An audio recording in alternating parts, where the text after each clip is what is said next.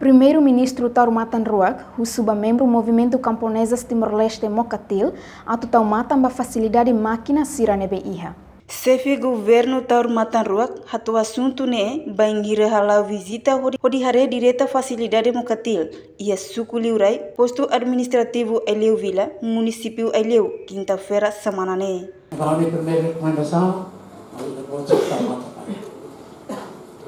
segunda recomendação.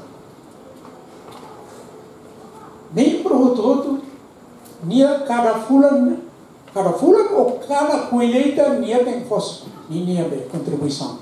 Para isso, eu queria fundo para a Entretanto, o visita primeiro-ministro acompanha o diretor executivo Serviço Apoio Sociedade Civil no Autoridade Social Sascas, Edwin Duarte Noronha, administrador município Aileu, Abel da Conceição, autoridade local, presidente Mocatil, Helio Dias da Silva, inclui estrutura Grupo Mocatil, município Aileu.